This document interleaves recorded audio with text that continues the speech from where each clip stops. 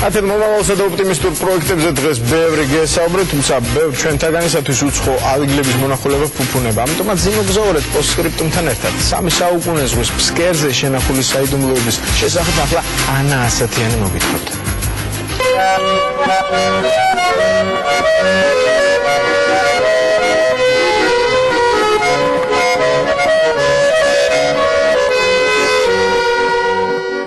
ქალაქი, რომელსაც ჩრდილოეთის ვენეციას უწოდებენ და რომლის ტერიტორიის 30%-ს წყალი ფარავს. სტოკჰოლმის ნავსაყუდელში იახტებს და გემებს მრავლად შეხვდებით. თუმცა შვედები ერთ, მათთვის ყველაზე ძვირფას გემს საგულდაგულოდ შენობაში ინახავენ. კეთილი იყოს თქვენი მობრძანება ვარსას მუზეუმში. ეს არის მსოფლიოში ერთადერთი ხმელეთზე მყოფი მე-17 საუკუნის გემი, რომელსაც ბალტიის ზღვის ფსკერზე 333 წელი დაჰყო.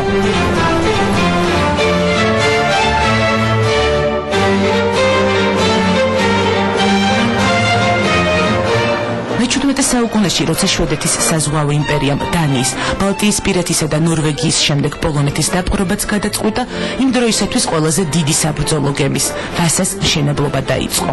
შვედეთის მეფე გუსტავ ადოლფი ვასას მშენებლობას აქტიურად აკვირდებოდა და გემის მშენებლებს ხშირად პირადად ხვდებოდა. ეს გემი იმპერიის სიძლიერეს განასახიერებდა. ვასას ასაგებად 1000-ზე მეტი ძირი მუხა მოიჭრა. 69 მეტრიან გემზე 64 ქვემეხი განათავსეს. 1628 წლის 8 აგვისტოს ვასა ზღვაში გავიდა.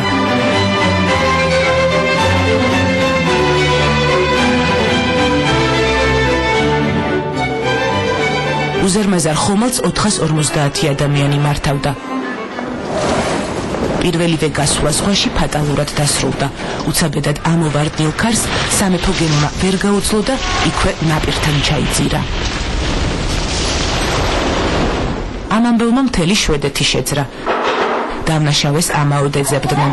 კატასტროფის ერთ-ერთ მიზეზად გემზე ქვემეხების დიდი რაოდენობა დაასახელეს, რამაც უამინდობაში გემს წონასწორობა დააკარგვინა.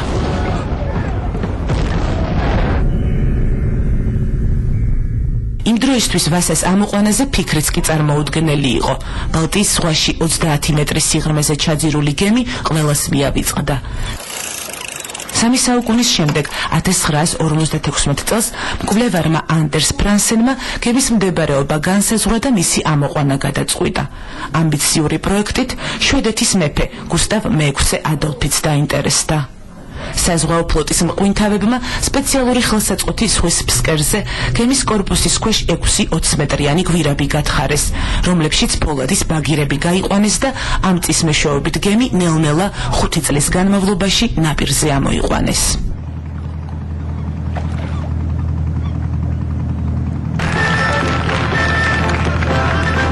$1961 წლის 24 აპრილს ამ ისტორიულ სანახაობას ათასობით ადამიანი დაესწრო. გემთან ერთად უამრავი სხვა ნივთიც აღმოაჩინეს, მათ შორის დაღუპულ მეზღვაურთა ჩონჩხები. თავდაპირველად ეს ნაშთები მუზეუმთან ახლოს, ეკლესიის ეზოში დავნახეთ. რამდენიმე წლის შემდეგ მივხვდით, რომ ჩონჩხები მეცნიერული სამუშაოებისთვის არაჩვეულებრივი მასალა იყო და საფლავები გავხსნით. კატასტროფის შედეგად 50 ადამიანი დაიღუპა. მეცნიერებმა ჩონჩხები საგულდაგულოდ შეისწავლეს და მათ სახელები შვედური ალფავიტის მიხედვით დაარქვეს.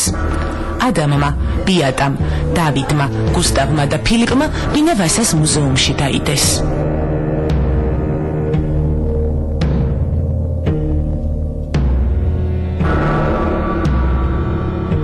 კვლევების შედეგად მეცნიერებმა დაღუპული ადამიანების პირვანდელი იერის აღდგენაც კი შეძლეს. არ ვიცით, ჯონი ერქვა სინამდვილეში თუ არა, მაგრამ რაც მთავარია ვიცით, რომ დაახლოებით ასე გამოიყურებოდა. შეხედოთ მის თვალებს, თმებს, ნაოჭებს, ყველაფერი რეალურია. გარდა თვალისა და თმების ფერისა, აქ მეცნიერებმა ცოტა წარმოსახვაც ჩართეს.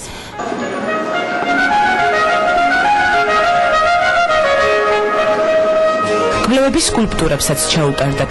საღებავის ნარჩენების ანალიზის შედეგად აღმოჩნდა, რომ გემზე მხატვრებმა ფერთა ფართო გამა გამოიყენეს. ფერადი და მოოქროვილი რომაელი იმპერატორები, სირინოზები, ლომები, ბიბლიური და ანტიკური გმირები. სკულპტურებს სიმბოლური დატვირთვა ჰქონდათ. ისინი მეფის სიდიადეს განასახიერებდნენ.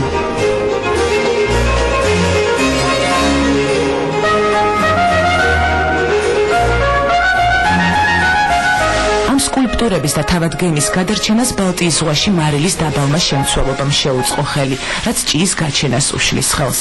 მიუხედავად ამისა, ფსკერზე ამოყვანის შემდეგ ვასას სპეციალური ხსნარით 17 წლის განმავლობაში ამუშავებდნენ. გემის კონსერვაცია დღემდე მიმდინარეობს. ეს გემი 700-დან 800 ტონამდე იწონის. ხე ორგანულია და ის მუდმივად იცვლება.